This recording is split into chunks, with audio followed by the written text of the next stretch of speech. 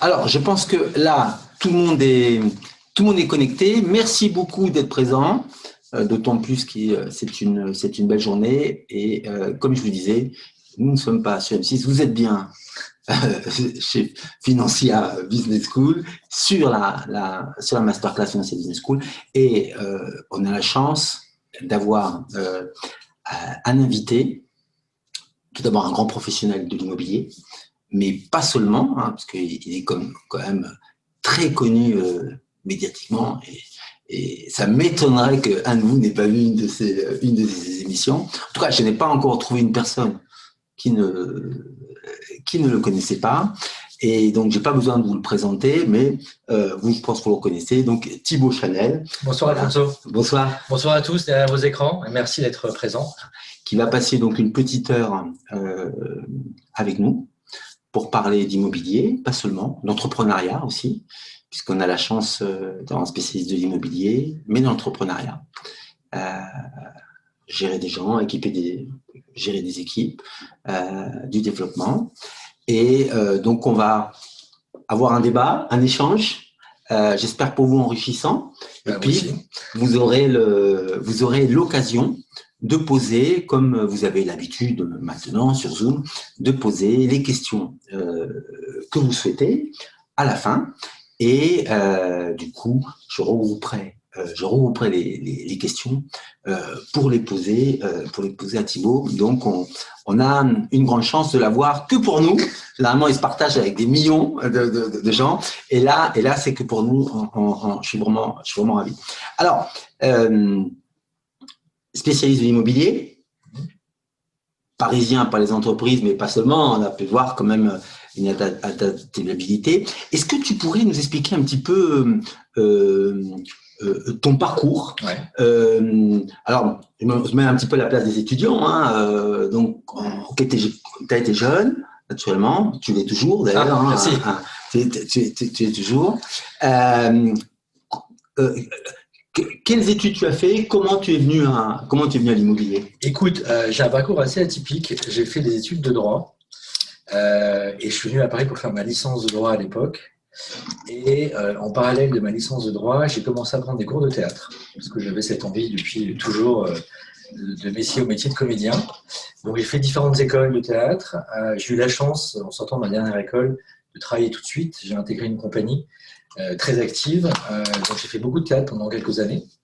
J'ai fait des tournées en France et puis même en Europe.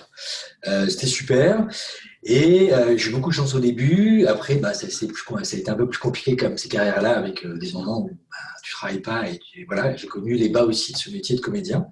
J'allais avoir 30 ans et ça m'a un peu angoissé en me disant, quand tu auras une quarantaine d'années, l'âge que j'ai aujourd'hui, ça risque d'être compliqué, enfin pour moi, de ne pas avoir une certaine stabilité professionnelle, financière.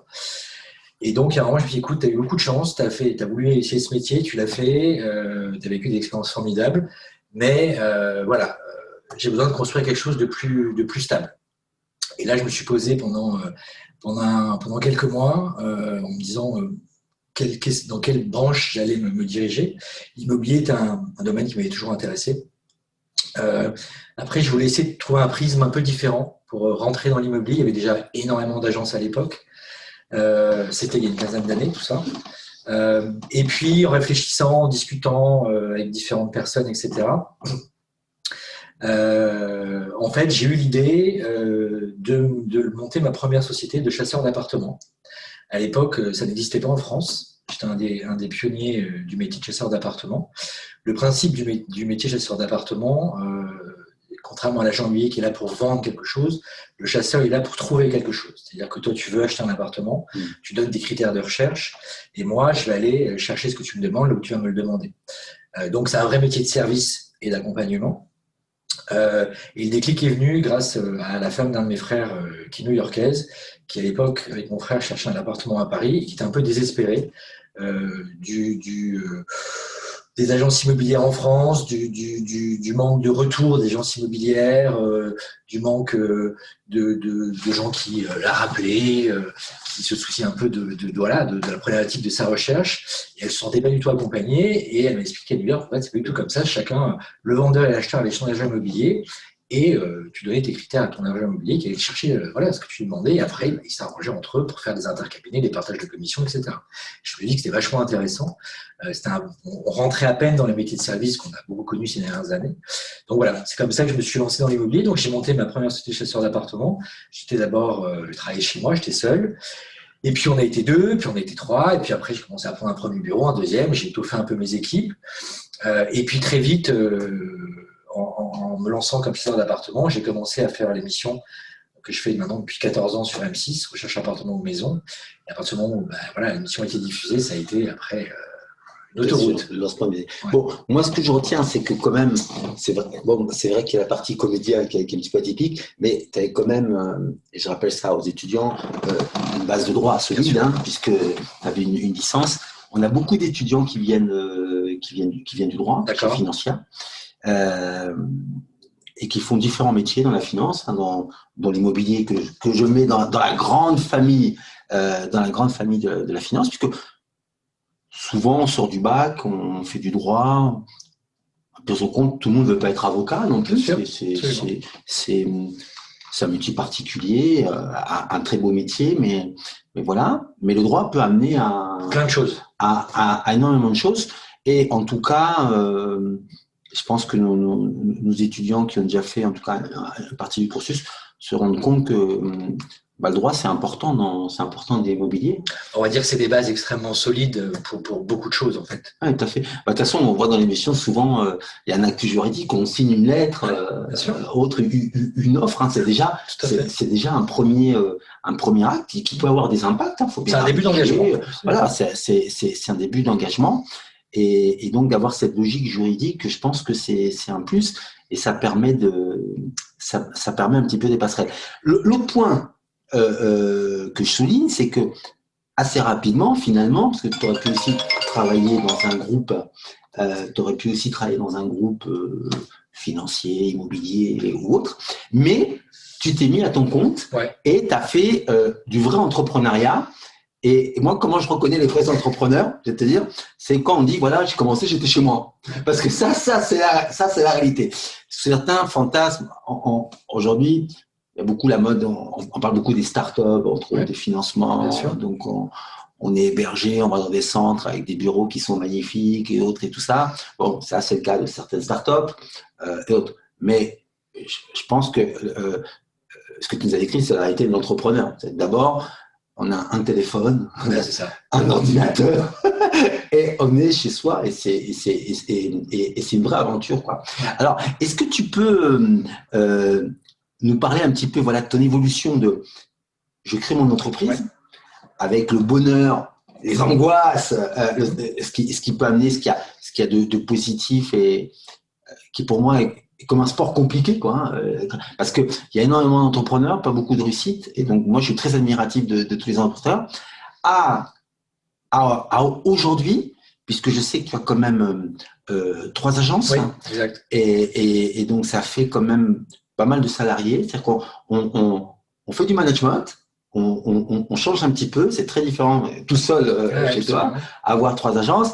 Alors, est-ce que tu peux nous parler un petit peu de cette période et l'évolution, quoi. Alors moi, ça s'est évidemment pas fait du jour au lendemain, comme tu vois, je te le disais, j'ai commencé seul chez moi, puis on était 2, on a continué à travailler de chez moi, et puis quand on a commencé à être, quand j'ai embauché le 3e, là j'ai pris des bureaux, et j'ai fonctionné comme ça en ne faisant que de la chasse et donc que de la recherche d'appartements pendant plusieurs années.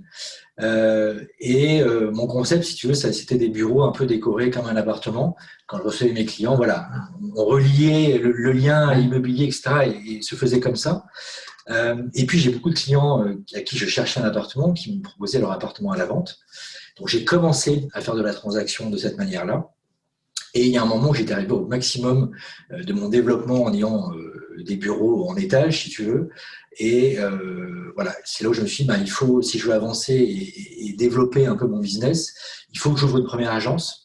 Il faut avoir pignon sur rue, il faut capter une clientèle de quartier, de passage, que je n'avais pas aujourd'hui en étant en étage, tu vois. Donc, j'ai ouvert ma première agence dans le Marais, il y a 7 ans. Qui a très vite, j'ai un petit peu embauché pour la création de cette agence. Donc on s'est retrouvés, on était 5, 6, quelque chose comme ça. Très vite, ça a bien marché. J'ai la chance d'avoir cette émission maintenant depuis de nombreuses années. Donc j'avais déjà une petite notoriété.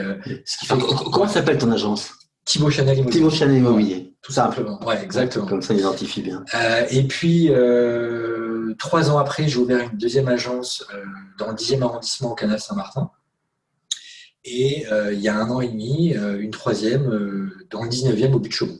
Voilà. D'accord. Donc je ratisse plutôt très bien la rive droite de Paris, quoi. Ouais. Ah bon, c'est parfait. Et puis donc tout ça s'est fait étape par étape. Et aujourd'hui, j'ai 16 collaborateurs. 16 collaborateurs. Donc comme tu disais, c'est du boulot en termes de management que j'ai appris comme ça sur le tas, parce que mais ça prend du temps. Hein. C'est 16 personnalités différentes, 16 problèmes différents éventuellement dans la journée. Il faut être disponible pour tout le monde. Et moi, je passe beaucoup de temps dans mes agences quand je ne suis pas en tournage, parce que c'est important que mes collaborateurs m'y voient et me sentent présent. Et puis c'est important aussi pour mes clients de voir que il n'y a pas juste un nom sur la devanture, mais que je suis présent. Moi, quand je suis à Paris dans mes agences, je fais des estimations, je fais des visites, je suis encore très en prise avec mon métier, ce qui est vachement important pour moi. Ouais. Est-ce que y a une patte dans les agences Thibaut Chanel? Alors, quand je parle de patte, c'est que c'est vrai, il y a beaucoup d'agences à Paris, il y a des réseaux, beaucoup de réseaux de franchisés, beaucoup d'indépendants. Bon, il y a vraiment de tout. Il y a des grosses agences, il y a des petites agences, il y a des petits indépendants, il y a autres. Je me dis, bon, c'est un secteur concurrentiel, c'est pas évident. Donc, j'imagine que ton succès, c'est que tu as amené quelque chose en plus. Donc, c'est quoi ta patte? Qu'est-ce que tu as amené dans le marché? La notoriété est importante, mais les gens ils viennent chercher aussi un service. Hein. On a beau être médiatique, si le service n'est pas bon, je pense que ça peut être même contre-productif. Tout à fait, tu as absolument raison, parce que l'attente est forte. Ouais. Écoute, ce qui pour moi est essentiel dans mes agences, et ce que je répète tout le temps à mes collaborateurs, c'est que une des choses les plus importantes, c'est la relation client et l'accompagnement qu'on va offrir et proposer à nos clients. Ça veut dire être extrêmement à l'écoute de nos clients. Un achat ou une vente immobilière, enfin un projet immobilier quel qu'il soit, tu es toujours à un moment important de la vie des gens, qui est un agrandissement, qui est parce que on se marie, parce que on se met en couple, parce qu'on va avoir un enfant, un deuxième, un troisième, etc. Ça, c'est les côtés heureux des changements immobiliers. Puis après, tu as les côtés qui sont plus malheureux, les gens se séparent, les successions, etc., etc. Mais en fait, tu es toujours à un moment important de la vie des gens. Et il faut arriver à comprendre quel est ce moment, être à l'écoute de ça, parce que l'idée, je crois, c'est pas juste d'arriver à faire une vente, ça tout le monde sait le faire, mais c'est arriver à s'inscrire un peu plus dans le temps. Globalement, les mutations en France, c'est tous les 5 ans à Paris et tous les 7 ans en province. Donc les gens déménagent entre 5 et 7 ans, ce qui est long et en même temps assez court si tu as une visibilité à moyen et long terme. Et moi, ce que je répète tout le temps à mes collaborateurs, c'est que il faut qu'on arrive à être identifié comme l'agent immobilier de nos clients. C'est-à-dire que s'ils sont contents du service, s'ils sont contents du travail qu'on a effectué, de l'accompagnement qu'on leur a proposé, parce que c'est pas juste mettre en vente et faire les visites, il y a aussi beaucoup de boulot derrière, jusqu'à la signature de l'acte authentique. Si on arrive à être identifié comme l'agent immobilier des clients, pour les futurs projets immobiliers qu'ils auront, c'est vers nous qui se tourneront, parce que s'ils sont satisfaits, les gens reviennent nécessairement vers toi. Ouais. En fait, je pense que pour nos jeunes qui veulent peut-être se dédier à ce métier ou intéresser, en tout cas, beaucoup de nos étudiants vont travailler avec des agents immobiliers, parce qu'on a beaucoup qui sont à la banque, dans la gestion de patrimoine, par exemple, tout ce métier. Et je pense qu'il y a un point que je relève effectivement, c'est que compte c'est un métier de service, puisque faire une vente, je dirais la paperasse c'est assez simple encore, on peut la maîtriser assez rapidement. Il y a des notaires qui sont là pour accompagner. Pour accompagner, tout à fait. Mais et tu parlais des États-Unis, entre autres, ta première expérience. Je pense qu'ils ont un petit peu un pas d'avance sur nous. Mais c'est intéressant d'ailleurs, c'est de regarder un peu ce qui se passe ailleurs, parce que c'est vrai qu'il y a un vrai virage qui a été pris il y a quelques années avec tout ce qui est digital et nouvelles technologies. Là, pour le coup, la crise sanitaire qu'on vit depuis maintenant un peu plus d'1 an, elle a accéléré ce mouvement-là. Et c'est vrai que par rapport à toutes ces nouvelles technologies, les Américains, entre autres, sont généralement toujours un peu un pas devant, quoi. Donc c'est intéressant de voir ce qui se passe. Et tu vois, par exemple, avec les nouvelles technologies digitales, etc., ce qui a amené le premier confinement, il y a beaucoup de visites virtuelles qui, à ce moment-là, se sont mises en place. Alors qu'ils ne sont pas encore la norme, en tout cas, il y a un vrai pas qui a été fait par rapport à ça. Dans les nouveaux sujets qui commencent à émerger, tu as également tous les logiciels de home staging virtuel, parce qu'il y a une étude qui a été faite où tu te rends compte qu'en fait, les gens, quand ils regardent les annonces sur Internet, parce que tout le monde commence comme ça, si la première photo du bien ne leur plaît pas, ils zappent l'annonce. Et pour tous les produits où il y a des travaux réalisés, justement, il faut aider les gens en fait. On est de plus en plus dans le service et dans l'accompagnement des clients, avec quelque chose ils veulent quelque chose d'immédiat parce que tout le monde est hyper connecté aujourd'hui. Donc les appartements et les travaux, il faut aider les gens à se projeter. Et justement, tous ces logiciels qui permettent des home staging comme ça virtuels aident les gens quand il y a des travaux à leur montrer comment un salon peut devenir si on casse le mur de la cuisine, si on fait tel truc. Il y a beaucoup de gens qui n'y arrivent pas, qui ne savent pas, il faut les aider là-dedans. Et les nouvelles technologies, comme ces différents, comme je viens de citer là, aident les clients et c'est des atouts pour nous. D'accord. Oui, donc on revenait un petit peu à l'idée de métier de service. Et je pense que tu as souligné le fait d'être proche de ses clients, à l'écoute. Ouais, extrêmement important. Ouais, vraiment à l'écoute. Alors bon, il n'est pas encore psychologue, mais il faut avoir de la psychologie. Ah carrément, je crois. Non, mais tu dis ça, on n'est pas loin de ça. Alors évidemment, on n'est pas du tout psychologue, mais il faut avoir la psychologie dans ce type de métier-là. Parce que ce que tu évoquais, c'est que tu rencontres des gens à des étapes importantes dans leur vie, heureuses ou malheureuses d'ailleurs, hein, mais des étapes, elles sont importantes. Et des fois, je pense qu'ils ont besoin peut-être d'être rassurés, accompagnés. Et puis, comme tu disais justement, écouter en fait aussi. Voilà, et un moment d'écoute, parce que je pense que l'immobilier, c'est un métier finalement assez intime. Très. Hein, et je pense que j'essaie de comprendre quand tu dis d'être proche des gens, créer cette intimité pour que lorsqu'ils auront une autre opération, ils reviennent vers toi et ne pas t'y substituer comme tout simplement l'acte de vente qui finalement n'est, je dirais, que la cause finale, mais il manque un petit peu. Et puis c'est pas suffisant non plus, si tu veux. Je crois que l'humain est au cœur de mon métier, et donc il faut s'intéresser, à l'autre, bien sûr. Et c'est ça aussi qui est intéressant parce que tu vois, comme tu dis, faire une vente, j'ai envie de te dire, tout le monde potentiellement peut le faire, mais on n'est pas juste un porte-clés, c'est ça qui est justement intéressant. C'est de pousser un peu plus tout ça, quoi, et le service et l'écoute. Ouais, non, c'est certain. Et effectivement, donc il y a le service au client, à l'humain, au côté humain. Et puis il y a ce que tu as évoqué aussi, et je pense que c'est un fort développement qu'il y a à avoir, c'est tous les autres services qui sont autour. Et donc là, tu as parlé de travaux, par exemple. Alors, c'est vrai qu'historiquement, avec toujours quelques agences qui est plutôt donné la carte de visite du bon tuyau qui réalisait des travaux. Aujourd'hui, on voit que ça va quand même beaucoup plus loin. Il y a des logiciels 3D, il y a des architectes à des prix raisonnables, parce qu'à une époque, on pensait que c'était vraiment dédié à une certaine catégorie. Bon, vu le prix de l'immobilier à Paris, en même temps, c'est vrai qu'on peut se permettre de faire quelques investissements, mais j'ai vu aussi, alors des fois en province parce qu'il y a beaucoup d'espace, des développements dont l'accompagnement plus général, et j'aimerais savoir si tu t'inscris dans ce sens-là. Alors il y a les travaux, la décoration naturellement, mais il y en a qui vont jusqu'à présenter le déménageur, par exemple. En fait, si tu veux, le truc c'est que il faut proposer, avoir en tout cas le maximum de cordes à ton arc. D'accord. Et après, tes clients, ils vont aller piocher ce dont ils ont besoin. Mais voilà, moi, je sais que voilà, je suis accompagné par quelques architectes, quelques entrepreneurs avec qui j'ai l'habitude de travailler. Je sais qu'ils sont réactifs, qu'ils sont sérieux, qu'ils travaillent bien. Donc, c'est des gens que j'ai pas de problème à recommander. Et de la même manière, voilà, j'ai aussi le déménageur s'il faut. Et après, tu proposes aux gens et les gens disposent.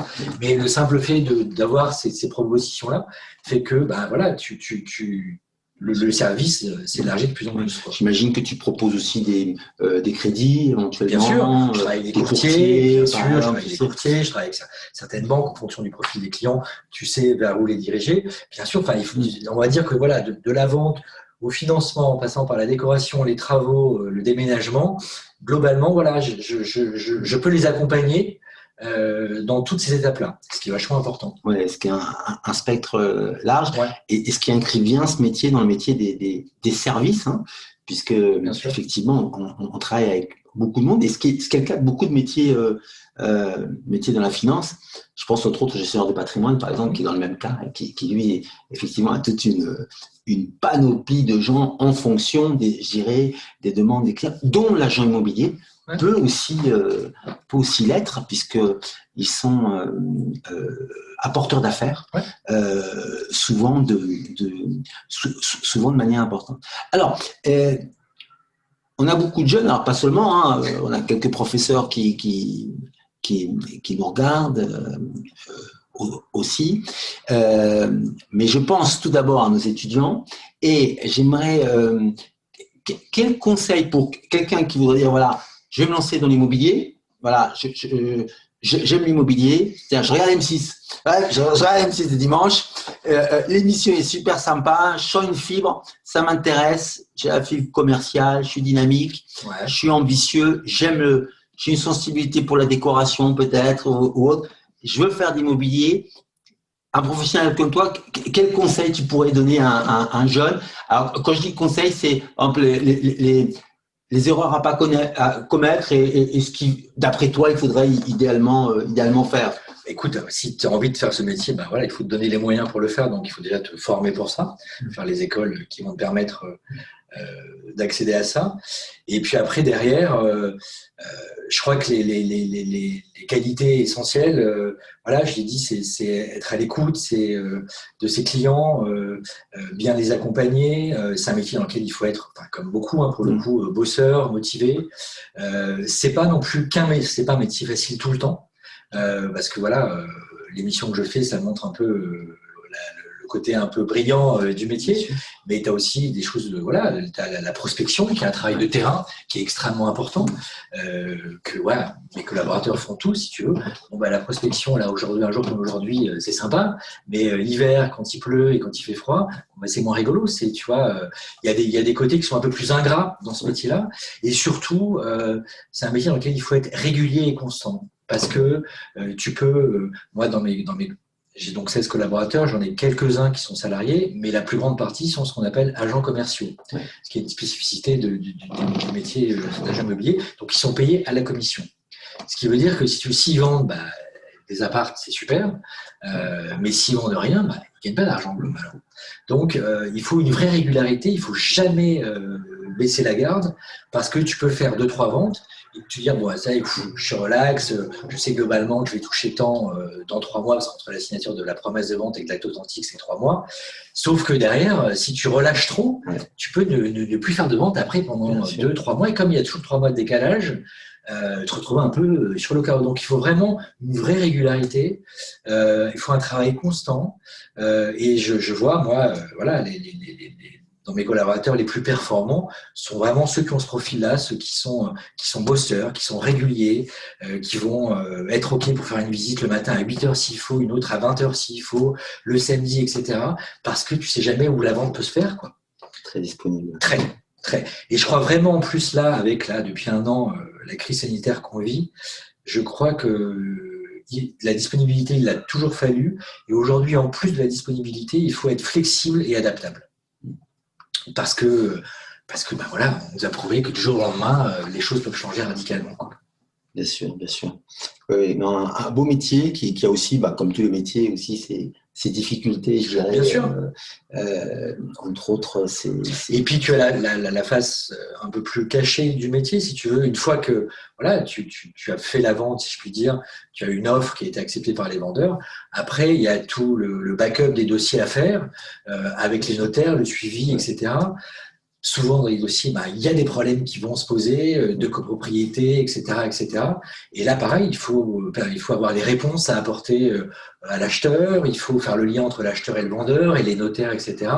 Et certaines fois, si tu veux, on est à ce moment-là, nous, un simple intermédiaire, mais qui a un vrai rôle à jouer, parce que on permet souvent de temporiser les problèmes qui peuvent se passer. Souvent, les notaires, chacun défend son client, le vendeur, l'acheteur d'un côté. Et on a quantité de fois des ventes et des dossiers qui ont failli péter et qu'on a rattrapé parce que finalement, quand tu arrives à être le bon intermédiaire, à ce que les gens arrivent à se parler, en fait, tu vois que tu solutionnes beaucoup de choses. Oui, bien sûr.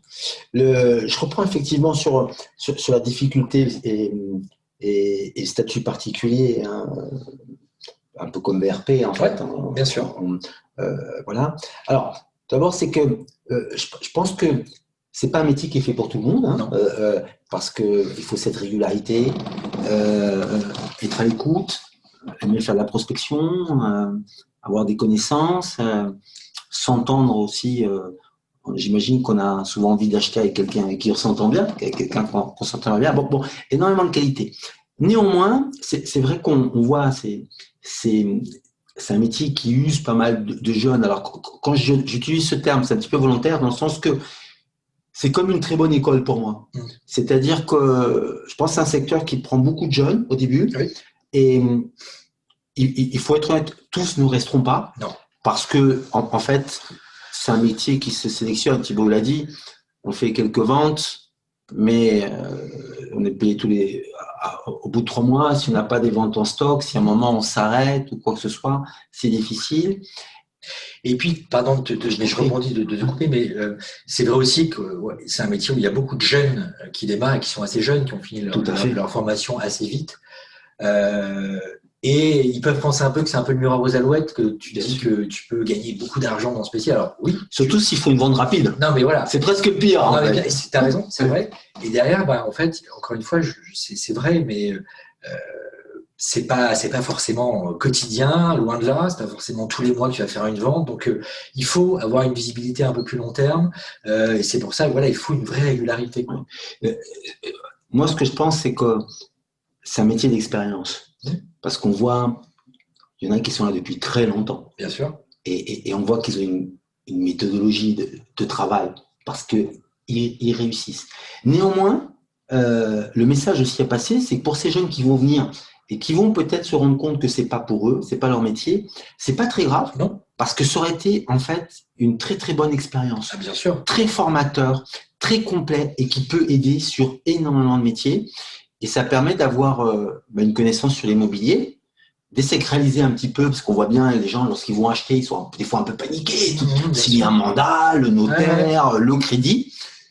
Savoir maîtriser ça, c'est vraiment un atout déjà pour soi personnellement, parce qu'on a souvent vocation à vouloir un jour être propriétaire, mais surtout quand on travaille dans la finance, avoir une expérience dans l'immobilier, je pense que ça peut ouvrir beaucoup de portes. Je pense entre autres, par exemple, à tous les métiers du crédit immobilier. Par exemple, tous les gens qui sont passés par des agences et qui ont naturellement des études qui puissent correspondre, sont très appréciés dans la banque. Même dans l'analyse crédit, par exemple, ça ouvre pas mal de... Mais moi, j'ai dans les deux sens, j'ai eu des collaborateurs qui étaient passés par la banque ou le crédit avant.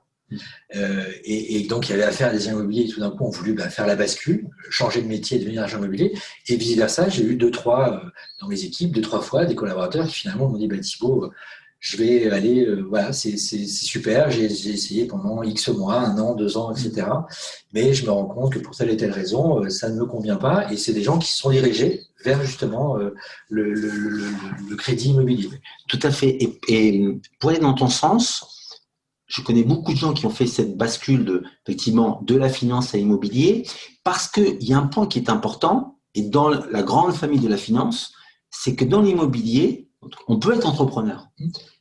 Bon, monter sa propre banque, c'est pas facile. Alors, je sais qu'il y a des néobanques, qu'il y a des startups, il faut des fonds propres quand même, c'est pas évident. Néanmoins, beaucoup de gens qui ont été salariés dans des grands groupes avec une certaine réussite, des fois proches de l'immobilier ou en tout cas très intéressés à ce immobilier, se disent pourquoi pas, maintenant que j'ai une maturité, parce que c'est vrai que pour manager à 20 ans, c'est quand même compliqué. Hein, bon, ça peut arriver, mais c'est quand même difficile. Il y en a quand même peu. Mais c'est vrai qu'arriver à un certain stade, un peu de maturité, d'avoir mis un petit peu d'argent de côté aussi, parce que l'entrepreneuriat, ça peut être un sport de riche aussi, hein, entre autres. Hein. Faut prendre le local, faire les travaux, faut verser les premiers salaires. Hein, quand même, les commissions elles vont arriver plus tard. Donc, faut d'abord amorcer, faut d'abord avoir de l'épargne, une certaine assise, un relationnel. Voilà. Et donc, ça aussi, comme le métier de gestion de patrimoine, c'est un des rares métiers où on peut être entrepreneur soi-même, monter son entreprise. Et je pense que c'est un secteur où il y a beaucoup de choses à faire. Et en tout cas, moi, j'apprécie la veille que tu fais, puisque aux États-Unis, tu es au courant, tu vois ce qui se passe un petit peu ailleurs.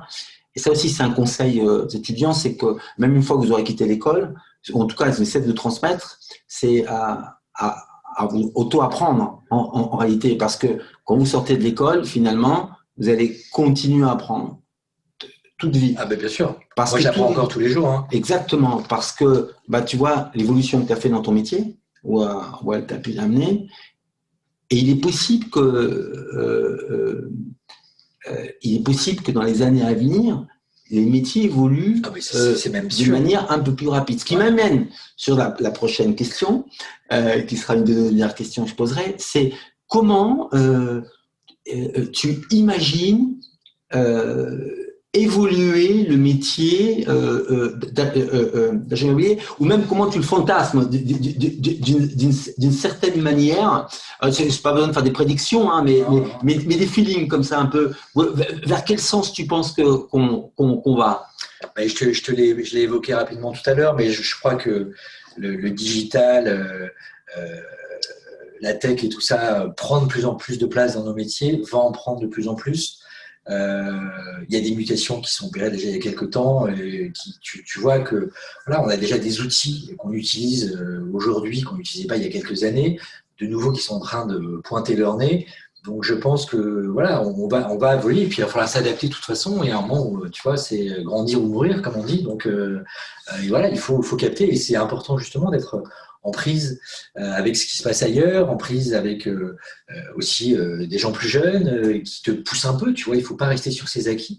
Moi, j'ai 47 ans, j'ai des collaborateurs qui ont jeunes, qui ont entre 25 et 30 ans, tu vois, qui disent « Attends, mais on devrait faire ça, et puis nanana, et puis sur les réseaux sociaux, il faudrait aussi qu'on passe à ça. » Ils font mieux aussi d'idées, donc c'est vachement intéressant, tu vois, d'être à l'écoute de ça aussi, et parce que, comme tu disais, c'est un métier qui évolue, qui va continuer à évoluer, et là où je te rejoins, je pense, plus rapidement ces prochaines années. Ouais, ces prochaines années. Alors, justement, sur ce point, parce que moi aussi, je fais ma petite veille de temps en temps. Financier, on aime beaucoup la blockchain. On a commencé les premiers cours de blockchain en 2016. Et on aime bien les fintech, entre autres. Et donc, souvent, les sociétés immobilières sont dans la famille des fintech, hein, entre autres. Et il faut savoir qu'aux États-Unis, on a un maillage de fintech vraiment explosif avec la Silicon Valley. Les fintech, le premier secteur, c'est les moyens de paiement. Donc, ils essaient de réduire les coûts d'une carte bleue, des transactions, comment virer l'argent, plus de sécurité, plus rapide, moins de coûts. Mais ce que souvent on ne sait pas, c'est que le deuxième secteur des fintech aux États-Unis, c'est sur l'immobilier. Ouais. Voilà. Et là, il y a des sommes colossales qui sont en train de s'investir. Il y a des États américains qui permettent déjà l'achat d'immobilier en Bitcoin, ce qui paraît simple comme ça, mais pour un pays comme la France, on imagine le notaire, le cadastre, la banque qui réceptionne les fonds, comment faire un crédit, la propriété, toute une série de choses. Et je sais qu'il y a beaucoup de projets justement pour utiliser la blockchain sur l'immobilier pour pouvoir justement dématérialiser et acheter un peu comme une SCPI ou un fonds, hein, des parts d'immobilier, pouvoir les transmettre avec un téléphone finalement du jour au lendemain. Donc, je pense que l'immobilier va être de plus en plus technique. et va avoir besoin, je fais une caricature dans une agence immobilière il y a 20 ans, on avait besoin de quelqu'un qui avait la tchatch, hein, qui prenait le téléphone et qui savait vendre. Bon, je pense que ça, c'est totalement révolu. Il reste sûrement 3 ou 4 mohicans cachés dans un coin, mais ils sont un petit peu en fin de vie. Mais on voit bien, je suis tout à fait d'accord avec Thibaut, l'avenir, c'est la technologie qui va accompagner tous les métiers et on est au début. D'ailleurs, à une certaine époque, on aurait fait cette masterclass dans un amphithéâtre avec des gens et aujourd'hui, on est ici chez Financière pour les mesures sanitaires que vous connaissez et je pense que peut-être dans quelques années, tu seras en hologramme. Hein, il y aura ton hologramme et on pourra te voir au milieu. Mais ce qu'on peut imaginer comme des hologrammes pour la finance, on pourra peut-être demain imaginer des visites en hologramme. Bon, oui, mais je pense qu'il y a plein de choses même qu'on n'imagine même pas et qui vont arriver assez vite. Hein. Exactement. Donc, ce qui fait que rester à l'alerte sur les réseaux sociaux, le digital, s'intéresser à la technologie, en ayant un secteur fort, une base forte, c'est vraiment le plus. Alors, ce que je vous invite, puisque le temps avec Thibaut, ça passe très vite. Tu veux dire que je suis trop bavard, c'est ça? Non, pas du tout. C'est vraiment intéressant parce que nous, on a un incubateur chez Financia et on aime beaucoup les entrepreneurs. Et c'est vrai que les jeunes sont énormément poussés. Alors, je dis attention, quand on est très jeune, monter une entreprise, avoir des idées, c'est bien, mais faut d'expérience quand même. Faut d'expérience. Mais néanmoins, ce que j'incite énormément les jeunes, c'est aussi à être intrapreneur. Intrapreneur. Vous avez des idées, vous êtes un peu jeune, vous n'avez pas tous les fonds, faites-le dans une entreprise. Bien sûr. Si vous avez un chef d'entreprise qui peut être à l'écoute, qui vous donne des opportunités, qui va vous donner de la latitude, et ne pas oublier l'intrapreneur, c'est la première étape pour un jour peut-être. Être entrepreneur. Ouais, c'est vrai. Et en tout cas, voilà, moi je suis toujours admiratif et de ton succès dans un secteur qui est pas évident. Alors, est-ce qu'on a des questions? Ils sont peut-être un peu. Ils sont un peu timides, tu vois. Ils sont derrière un écran quand même. Hein. Tiens, Ameline, est-ce que tu peux montrer la slide pour que je vois l'écran si.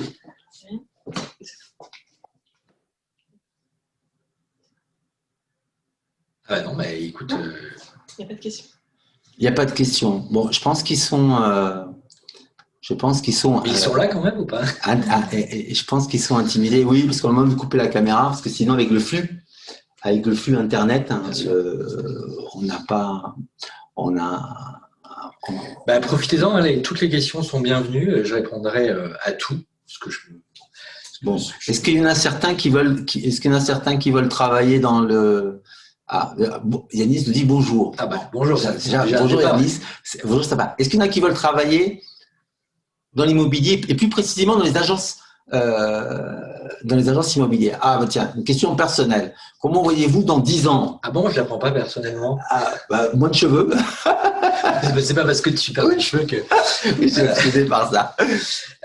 Écoutez, je pense que je ferai toujours ce métier dans 10 ans.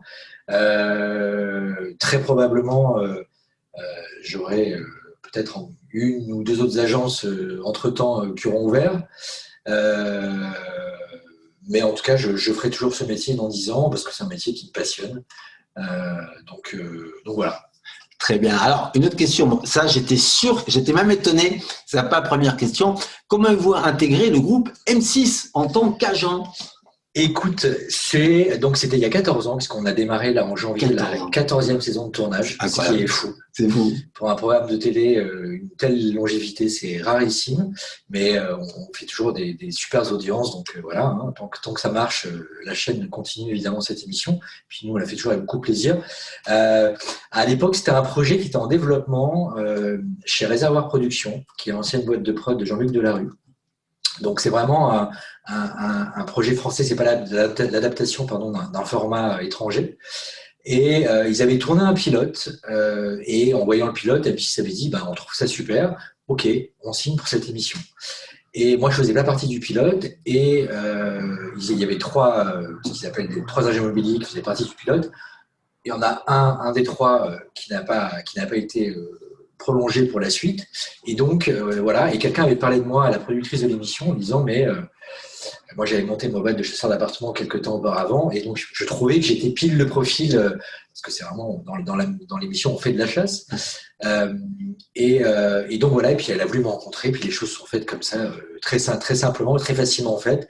Et évidemment, que mon expérience de comédien passée m'a beaucoup aidé. Ah, super. Alors, il y avait une autre question qui est toujours autour de la télévision. Ouais. Ça les intéresse beaucoup. Alors, un de nos étudiants demandait si tu comptais monter une franchise comme Stéphane Plaza. Alors, écoutez, la réponse est plutôt non. Parce que Stéphane a fait ça avec beaucoup de succès, puisqu'aujourd'hui il a plus de 550 agences. Donc voilà, c'est devenu un acteur très important sur le marché des franchisés. Moi, c'est pas trop mon histoire, je crois. J'aime bien l'idée d'incarner quelque chose. J'aime bien l'idée voilà, d'être quand même un minimum présent pour mes clients, pour mes collaborateurs, etc. Parce qu'après la franchise, le problème, c'est que tu ne maîtrises plus rien. Tu vends ton nom, ton image, mais bon, derrière, c'est plus toi qui œuvre. Et donc non, je crois que je préfère… Taille humaine. Ouais, exactement. Ça me correspond beaucoup plus. Comme financière. Voilà. Une école à taille humaine. Alors, pour sortir un peu du registre télé, à nos étudiants, on a un conseil, et ça peut arriver. Qu'est-ce que tu conseillerais d'acheter, c'est une question un peu large naturellement, mais un jeune étudiant, apparemment on a un jeune étudiant qui aimerait investir dans l'immobilier, qu'est-ce que tu conseillerais comme achat pour un jeune?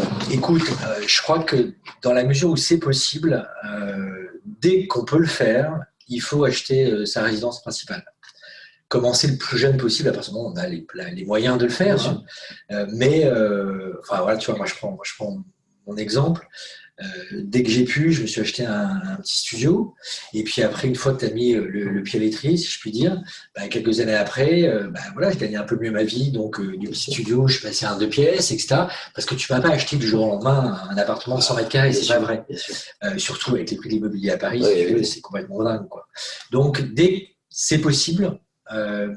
Alors, on a des étudiants qui peuvent le faire, mais généralement, ils sont embauchés à Londres. Mais voilà, après, non, mais à Paris, c'est souvent compliqué. Donc, si tes moyens ne te permettent pas d'acheter un truc dans lequel tu t'imagines vivre, dans ce cas-là, c'est pas grave. À ce moment-là, c'est mieux vaut faire un investissement locatif plutôt que de rien acheter. Dans ce cas-là, ça peut se faire, si c'est un investissement locatif, en province, où tu as quand même des marchés qui sont… en termes de prix beaucoup moins élevés qu'à Paris, où tu vas avoir des rendements aussi intéressants, mais avec un investissement au départ qui va être un peu moindre. Donc voilà, mais en tout cas, dès qu'il y a une possibilité d'achat, il faut le faire, voilà, quelle qu'elle soit. Que ce soit résidence principale ou investissement, investissement locatif. Alors, c'est vrai que souvent, moi je prends mon cas par exemple quand j'étais jeune, moi j'ai fait très rapidement d'investissement locatif. Pourquoi? Je n'avais pas les moyens d'acheter où je pouvais vivre. Alors je louais où j'avais envie de vivre et j'achetais à côté. Et puis, oui, mais c'est pas grave parce que tu as commencé à te construire un patrimoine. Exactement. Et grâce à ça, j'ai eu un crédit un peu plus important pour acheter un autre petit studio, un deuxième. Et puis après, un petit troisième. Voilà. Et on s'est constitué un petit patrimoine jusqu'à avoir des revenus, avoir un âge un peu plus important et avoir des revenus qui permettent auprès de la banque d'avoir des crédits. Alors, du coup, j'ai pas lu les questions parce que là, du coup, maintenant, elles sont nombreuses. Du coup, je suis un peu perdu. Alors, Amélie, est-ce que tu peux me ramener? Alors,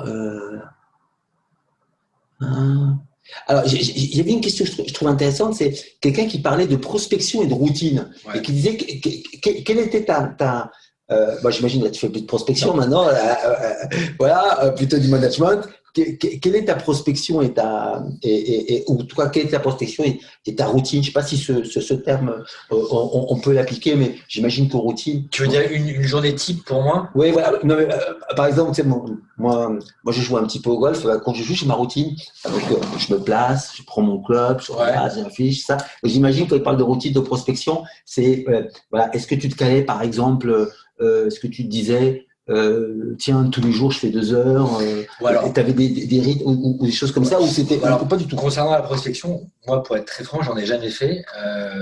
Mais voilà, j'ai une chance folle, tu vois. Mais en revanche, mes collaborateurs en font plusieurs fois dans la semaine. J'impose pas. Après, chacun gère son emploi du temps comme il veut. J'impose un certain nombre de prospections à faire, etc. Après, voilà, il y en a qui préfèrent se prendre une demi-journée où ils vont faire que ça, d'autres qui vont faire 1 heure par-ci, 1 heure par-là. Mais le travail de terrain reste un travail important. Parce que voilà, notre métier, il se fait dehors, il se fait pas. Tu as aussi un peu de boulot à faire, tu vois, derrière un bureau. Mais j'ai envie de te dire, un bon agent immobilier, il est plutôt à l'extérieur à faire des visites, faire des estimations, rencontrer des gens, etc., plutôt que voilà. Mais que le téléphone. Ouais, alors ça aussi, non, mais bien sûr, c'est un outil qu'il faut utiliser. En fait, je crois qu'il faut rien mettre de côté, tu vois. La prospection, il faut faire aussi, des relances clients. Il faut faire aussi de la pige. Tous les outils dont tu peux disposer, il faut les utiliser. Alors après, en fonction de chacun, il y en a qui vont avoir plus de facilité. La pige, c'est un truc qui n'est pas toujours simple, tu sais, c'est aller décrocher des mandats de particuliers, essayer d'aller décrocher le mandat alors que c'est une annonce de particulier. Bon, tu te fais souvent envoyer sur les roses. Oui, parce qu'ils ont déjà reçu un appel. Ouais, parce que t'es le 30e agent immobilier qui appelle et ils en ont ras-le-bol alors qu'ils ont mis agent s'abstenir, tu vois. Mais ça dépend, tu as des gens qui ont eu le tchatch, qui ont cette facilité à commencer à communiquer avec les gens, etc. Moi, j'ai un de mes collaborateurs, il est doué pour la pige, c'est un truc de fou. Et lui, il ne fait pas de prospection parce qu'il rentre suffisamment d'appartements en faisant de la pige. À partir du moment où il rentre des mandats, qu'importe la manière dont il rentre, mais je veux qu'il rentre des mandats. Donc, à chacun de trouver l'endroit où il va être le plus à l'aise. Il y en a à la pige, pour eux, ils se sont complètement bloqués, etc. En revanche, voilà, ils aiment le travail de terrain, de prospection, d'aller discuter avec les commerçants, etc., les gardiennes, blablabla, pour savoir où est-ce qu'il y a des appartements à rentrer. Je te dis, après, moi, je crois qu'il faut tout faire au départ et tu vas voir là où tu as le plus de facilité. Alors, je vois dans tes agences, par rapport à leur situation géographique, il y a une logique un peu. Bon, j'ai peut-être envie de dire quartier un peu branché, un peu bobo, Saint-Martin, le Butte-Chaumont, c'est des quartiers en pleine évolution. Bon, le Marais, ça y est. Le Marais, ça évolue plus. Là, le Marais, bon, Canal Saint-Martin, c'est incroyable. C'est du développement. Moi, quand j'étais gamin, c'était un coupe-gorge. On retrouvait des gens dans le canal. Bon, on voit maintenant, c'est totalement. Et est-ce que c'est parce que il faut connaître son quartier? Réellement, il faut être vraiment… C'est important. Et donc, toi, tu es à l'aise dans ce type de quartier, de clientèle et tu te concentres… Écoute, oui, alors oui, il faut connaître son quartier, parce que c'est ta première question. Mais pas que. Parce que, me concernant, je ne suis pas qu'une agence de quartier dans les différents arrondissements de Paris où je suis, puisque on est localisé donc dans le Marais, au Canal Saint-Martin et au Butte-Chaumont, mais si tu veux, globalement, on vend un peu partout dans Paris en fonction des mandats qu'on peut nous proposer, etc. Il y a beaucoup de mandats qui sont entrés aussi par le relationnel, le mien évidemment, beaucoup, mais aussi par celui de mes collaborateurs. Et si tu veux, moi je refuse aucun mandat à partir du moment si j'ai un appartement dans le 15e, je peux venir te le… Absolument, mais là, d'ailleurs… Je peux venir te le confier. Tu peux tout à fait me le confier et on saura s'en occuper très bien. Donc oui, il faut connaître son quartier, mais je te dis, il faut pas que. Mais en tout cas, c'est important. Et ta deuxième question, c'était… oui, je suis évidemment un peu ma clientèle, c'est-à-dire que ça s'est passé comme ça s'est mais quand je me suis installé dans le Marais, j'ai des clients qui voulaient s'agrandir en me disant mais Thibaut, là on peut plus quoi, à ces prix-là c'est plus possible, donc on va aller on va de l'autre côté vers le 10e, le 9e, etc. Et donc, il y a un moment où j'ai ouvert ma deuxième agence parce que voilà, je commençais à sentir que c'était un client qui, voilà, pour des questions financières, migrait hors du Marais. Donc, je les ai accompagnés dans cette migration, si je puis dire, devant mon agence Canal Saint-Martin et autour du Canal Saint-Martin, 10e, 11e, etc. Pareil, quand les prix ont commencé à devenir extrêmement élevés, j'en ai plein qui me disaient, mais on remonte nous plus haut, 19e, 20e, parce qu'on on va avoir des plus grandes superficies, on va faire des travaux dans des appartements, mais qu'on va valoriser après pour la revente, etc. Donc, je suis un peu, si tu veux, la transhumance de mes clients que j'accompagne finalement, quoi. Exactement, tout à fait. Il y a beaucoup de quartiers qui évoluent comme ça. Je pense par exemple au 16e arrondissement avec Boulogne. Bon, alors maintenant, Boulogne est presque plus cher que le 16e.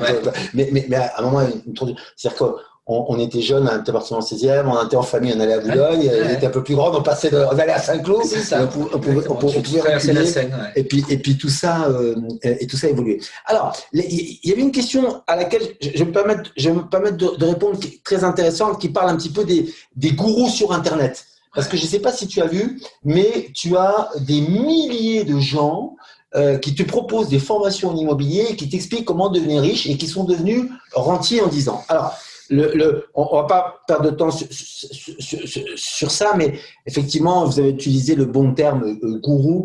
Il n'y a pas de miracle, de recette miracle, de technique.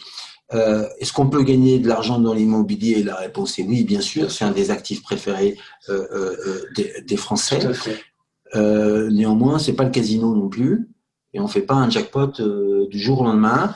Et c'est des investissements à moyen long terme. On parlait des transactions entre 5 ans et 7 ans à peu près. Donc, il faut qu'il y ait quand même une bonne tendance, savoir bien acheter, ne pas avoir fait des travaux non plus totalement conséquents, avoir eu un financement correct.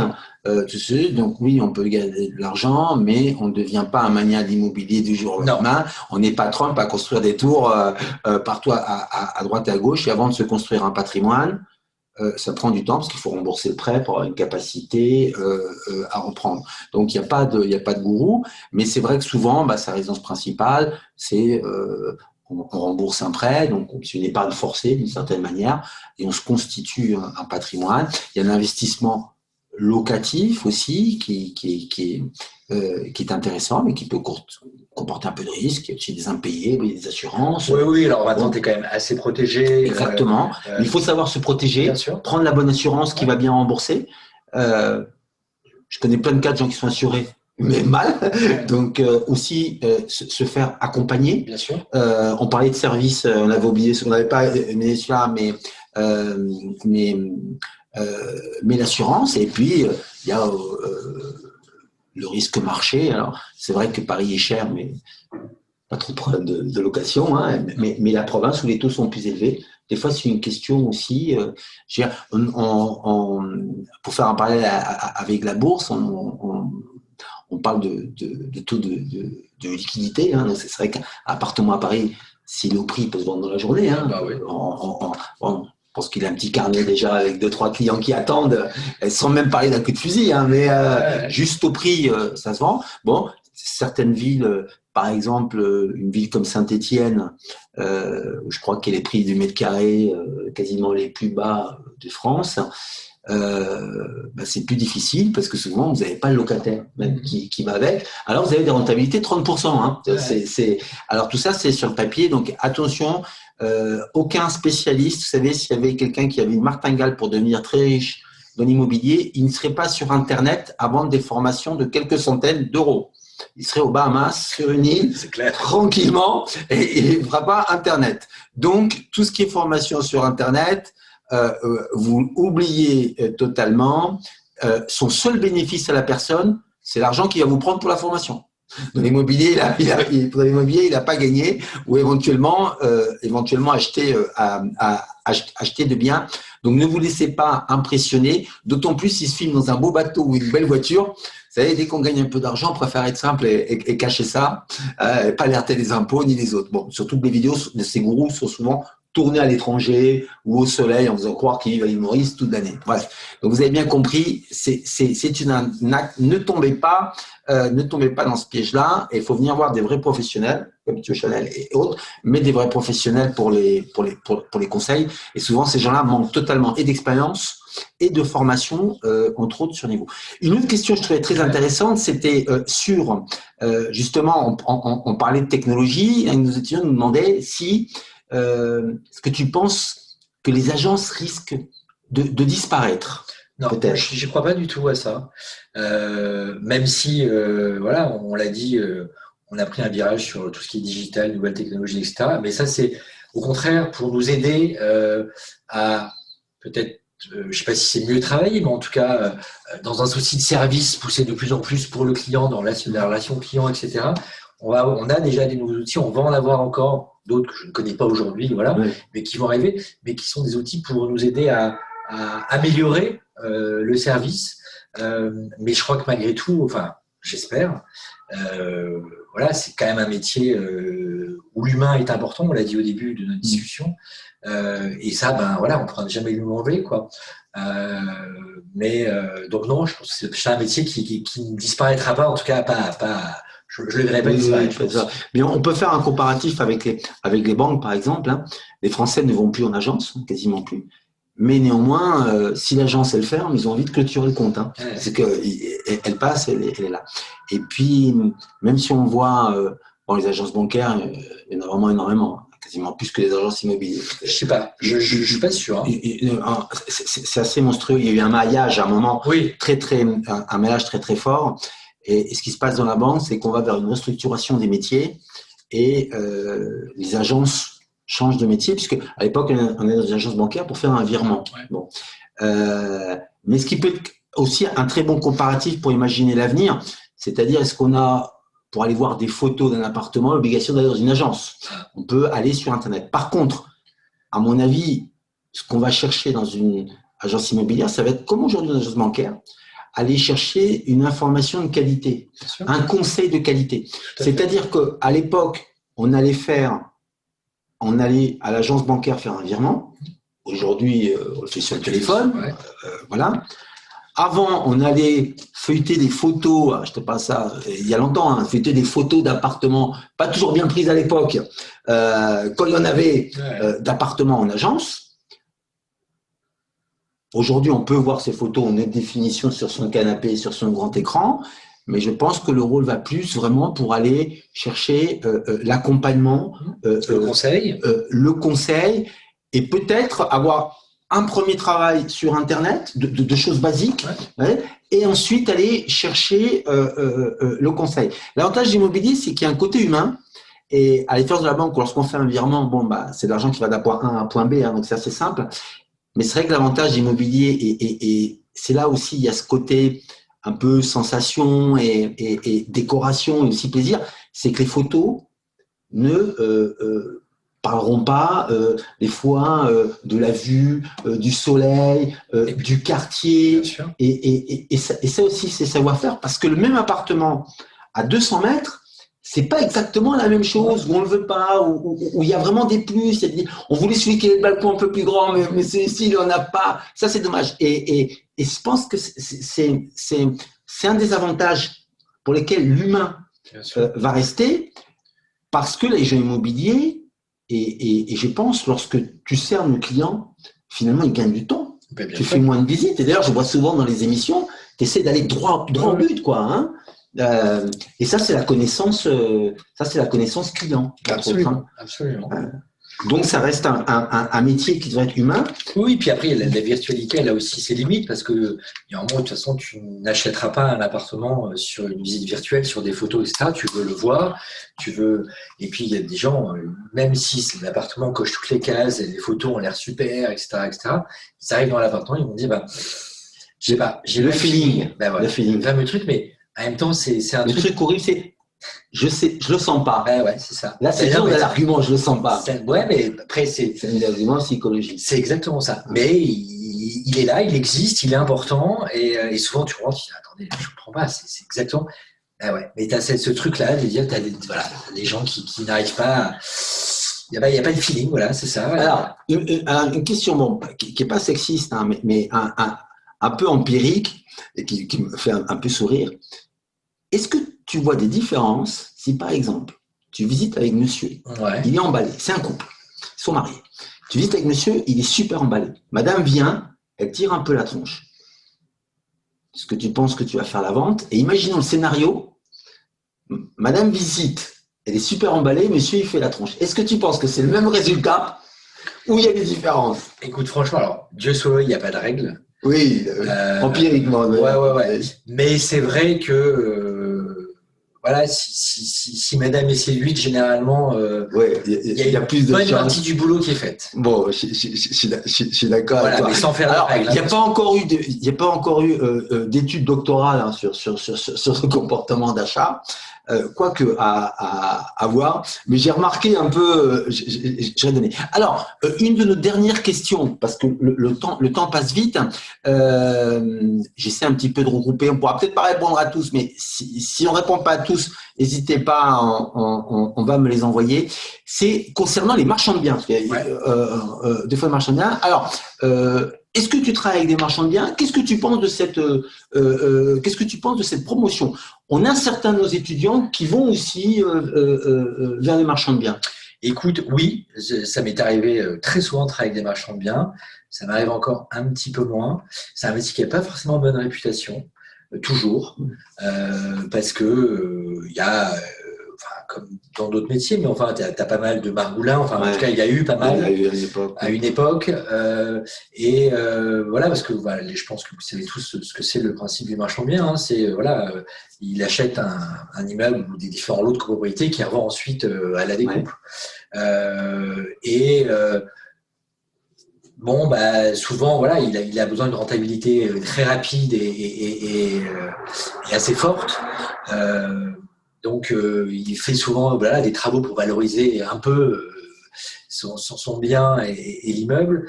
Et bon, bah, tu peux avoir un peu des déceptions sur la qualité des travaux, sur les choses promises, etc., etc.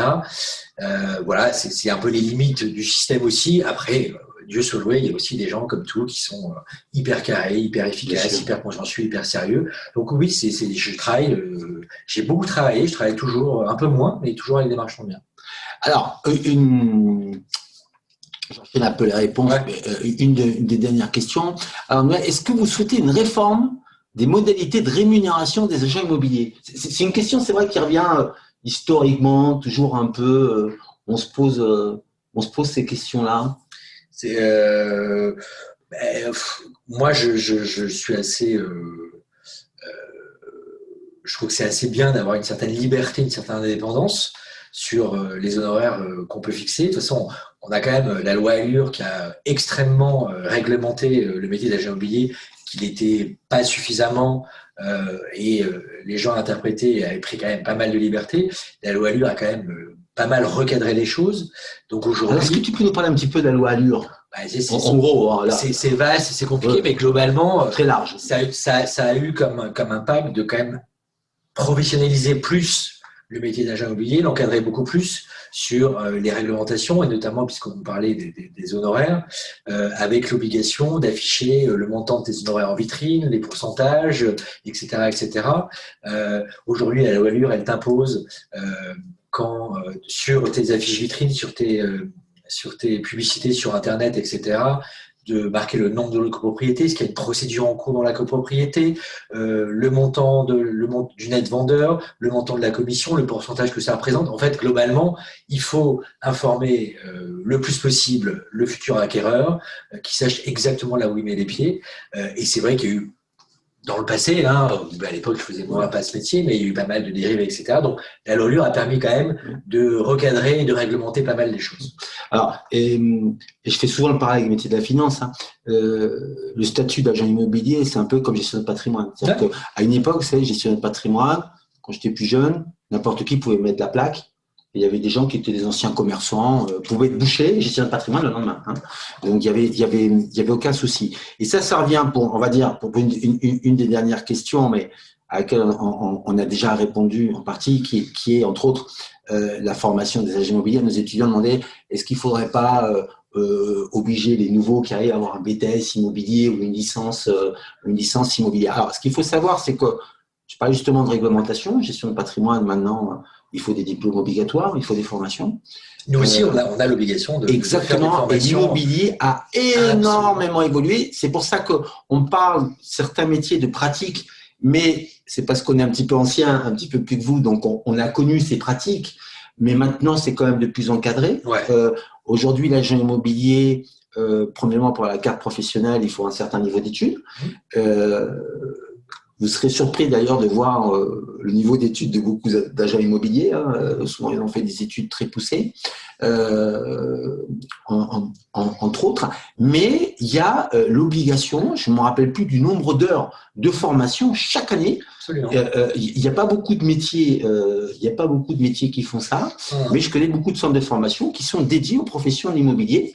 Et pour renouveler sa carte, tu as l'obligation, absolument. Il y a l'obligation de faire, entre autres, ces formations. C'est une quarantaine d'heures. Voilà, une quarantaine d'heures à peu près pour se former. Donc, je pense qu'il y a quand même une évolution très très forte. Et de toute façon, l'évolution dans l'ensemble des métiers ne va pas à ouvrir les métiers, mais plutôt à les réglementer. Tout à fait. En règle générale.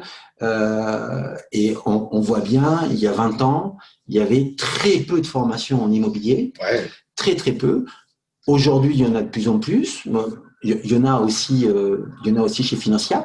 Il y a aussi le nombre de métiers dans l'immobilier qui a beaucoup évolué, puisqu'aujourd'hui, plus précisément, on parle plutôt des agences, entre autres, mais le métier s'est financiarisé. Il y a eu le tertiaire qui a connu un développement très important. Et puis, c'est surtout un métier qui s'est internationalisé. Alors, il y a eu quelques questions qui parlaient sur les États-Unis.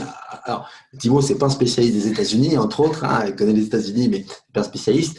Et c'est vrai que on parlait de marché, on parlait de marché local. En Paris, on parle même de quartier. Et donc Thibaut a une vision un peu plus transversale et Île-de-France. Mais je suis pas sûr qu'il prenne un mandat sur Marseille, peut-être. Non. Voilà. Peut-être conseiller, aider, trouver un partenaire. Voilà, exactement. Donc voilà. Donc on n'est pas encore au stade de l'internationalisation, même s'il existe certaines agences internationales, hein. Et entre autres, il y a aussi des agences françaises. On a été avec notre programme, entre autres à Miami, on a visité surtout dans les produits haut de gamme et un petit peu luxe. Là, on peut se voir avec une clientèle très internationale. Il y a quelques agences qui sont sur ce créneau. Voilà. Néanmoins, voilà, marché porteur qui embauche beaucoup de jeunes, donc qui intéresse Financia et donc les étudiants, et qui est une excellente formation pour travailler dans l'immobilier, pour devenir éventuellement entrepreneur, pour aller sur d'autres types de métiers. Et je pense leur tourne et on va libérer aussi nos étudiants et Thibaut qui a eu la gentillesse d'être là, de partager son expérience. Alors un petit peu atypique parce que médiatique, mais en même temps, j'aurais dit le client, c'est le client, et comme tu l'as souligné, il peut peut-être venir croire que tu as toujours le sourire comme à la télé et tout le temps. Des fois, tu peux être aussi éventuellement énervé.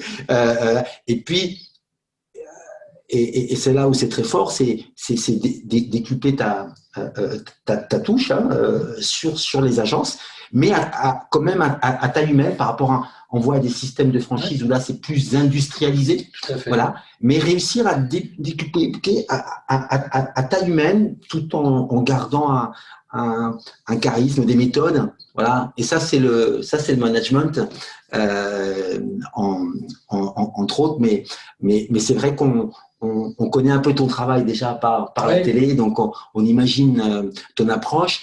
Et puis, on imagine aussi tes collaborateurs, puisqu'on embauche souvent des gens, des fois, on veut des gens complémentaires, mais qui ont un lien commun, bien sûr. une vision quand même des choses qui sont quand même. En tout cas, On était très fiers de t'avoir. Bah, merci pour ton invitation et ton accueil. Merci, j'espère que les étudiants ont été… Merci à vous d'avoir assisté à tout ça et d'avoir été… Voilà, et éclairés par un agent immobilier médiatique, donc ce qui rajoute quelque chose de sympathique. Et maintenant, tous les dimanches, vous pourrez penser à notre masterclass. Voilà. Merci à tous. Merci à vous. Très bientôt. Pour les questions que je n'ai pas répondu, n'hésitez pas à envoyer un petit mail à l'équipe et Thibaut sera ravi de revenir vers vous. Au revoir, bonne soirée. Au revoir.